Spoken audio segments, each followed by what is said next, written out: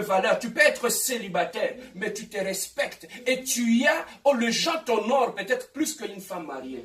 Pourquoi? Parce que tu te disciplines. Il y a des femmes célibataires qui font plus peur aux gens que les femmes mariées.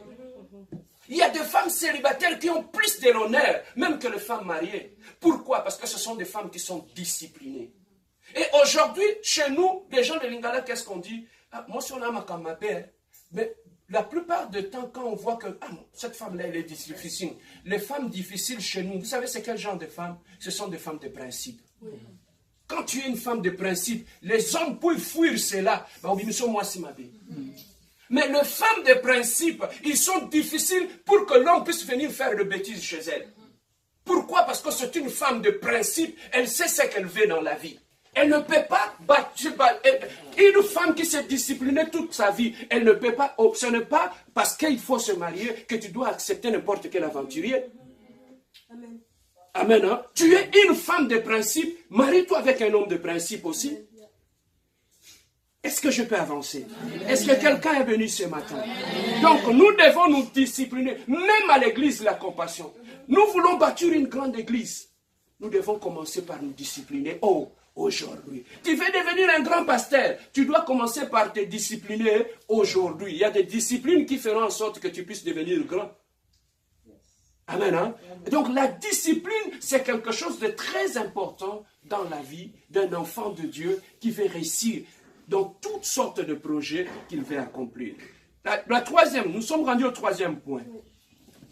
Alors, celui qui veut bâtir quelque chose de grand dans sa vie, celui qui veut bâtir son avenir, celui qui veut bâtir, est-ce qu'on peut baisser le chauffage? Celui qui veut bâtir son avenir, celui qui veut bâtir quelque chose de grand dans sa vie. La troisième des choses, c'est quoi? C'est la sagesse. Amen, hein? C'est la sagesse. C'est la sagesse. Ça, on peut voir ça, vous pouvez lire là à la maison, Jacques chapitre 1, verset 5.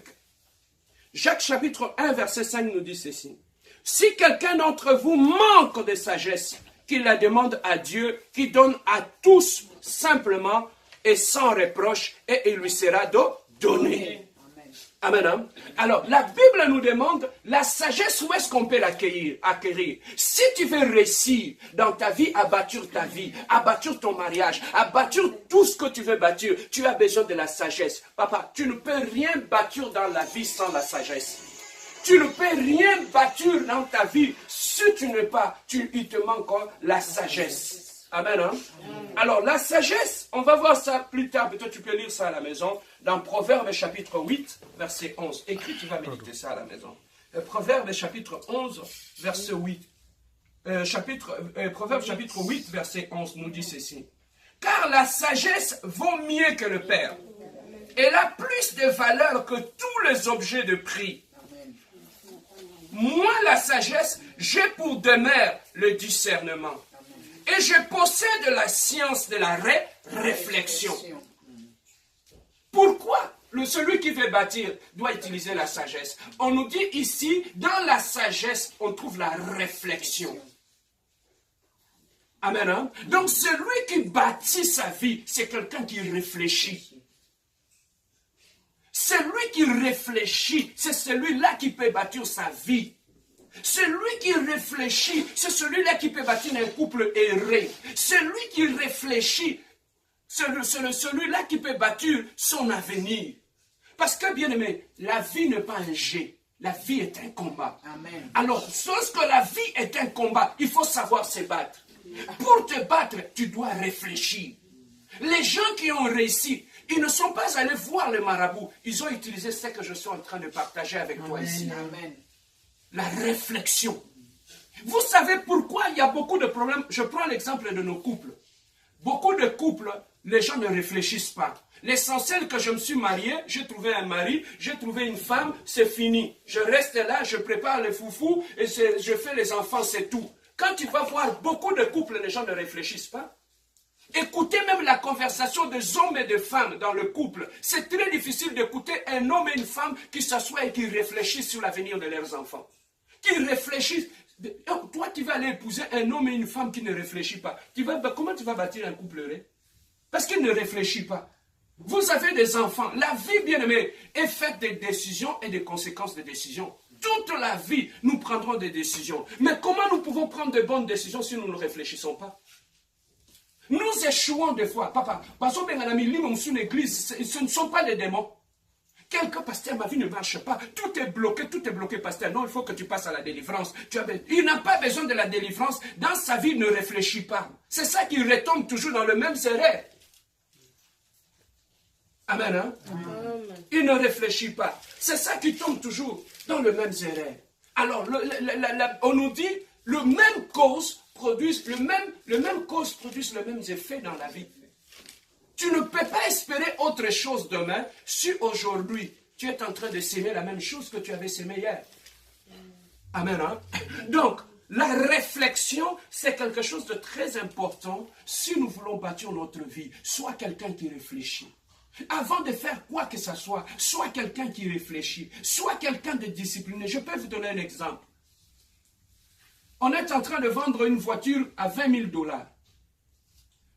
Tout le monde, c'est une belle voiture. Les émotions en moi peuvent me pousser. Ah non, ça c'est une belle voiture. Je dois avoir cette voiture-là. Si je l'ai, ça serait une belle voiture. Quand les gens vont me voir avec une belle voiture, pose-toi toujours la question, est-ce que j'en ai vraiment besoin?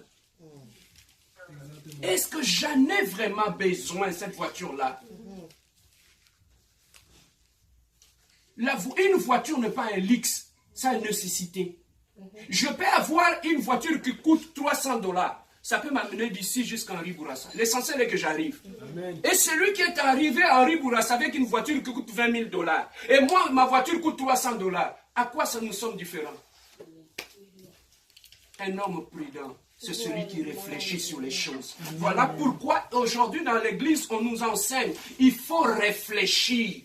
Si tu veux atteindre tes objectifs. Amen. Hein? Amen. Alors, si tout ce que tu réfléchis, je vais acheter cette veste-là, elle me coûte 800 $. Elle me coûte 800 $, oui. Mais si je l'achète aujourd'hui, après 2 ans, 3 ans, je n'en aurai plus besoin. Mais peut-être si j'avais acheté un veston qui me coûte, par exemple, 150 $, je pouvais peut-être épargner cet argent-là. Amen. Hein? Je pouvais épargner cet argent-là. Ça pouvait me servir à autre chose. Regardez aujourd'hui des gens qui dépassent des centaines de millions pour acheter un iPhone. Qui te coûte 1600 $. Alors, une année après, tu n'en as plus besoin. Tu n'en as plus besoin. Mais toi, tu as acheté un iPhone à 1300 $. L'autre a acheté un téléphone à 300 $. Mais lui, son argent là, le 1000 $ qu'il a là de côté, il peut investir dans autre chose. Pendant que toi, tu es avec ton téléphone, mais lui, il a déjà investi. Tu vois comment il a eu de l'avance par rapport à toi? Toi, tu t'es laissé conduire par les émotions, mais tandis que l'autre a investi. Et le lendemain, toi qui as un téléphone plus que lui, tu iras lui demander de l'argent quand tu es bloqué. Ah, prête-moi un peu de l'argent. Mais comment on peut te prêter de l'argent quand tu as un iPhone qui coûte 1600 $? Tu vas aller demander de l'argent à quelqu'un qui a un téléphone de 200 $. Alors que dans tes mains, tu as 1600 $. Un jour, je suis allé voir un ami, il m'accompagne. Il habite vers Terrebonne, il m'accompagnait, je rentrais à la maison. Et là, dans la voiture, il commençait à me vanter comment il avait acheté. La voiture, c'était quoi? Le Dodge, je crois, Dodge, quelque chose de comme ça. Il a commencé à me vanter. Il y a plusieurs options dans cette voiture. Il y a ceci. Quand tu vois ici, il y a des sièges chauffantes. Et un jour, ah bon? On arrive chez moi. Je vais descendre. Il me dit, pasteur, est-ce que moi 20 $, tu l'as carburant? J'ai dit, comment tu peux acheter une voiture qui coûte plus de 35 000 $, et puis toi tu viens, tu arrives devant chez moi, tu me demandes de te mettre un carburant. Je dis, je n'en ai pas, parce qu'il y a même 5 $ à moi, pour que je rentre à la maison. Pourquoi? Parce que, bien aimé, il y a quelque chose dans la vie, ça peut être important, mais ce n'est pas prioritaire.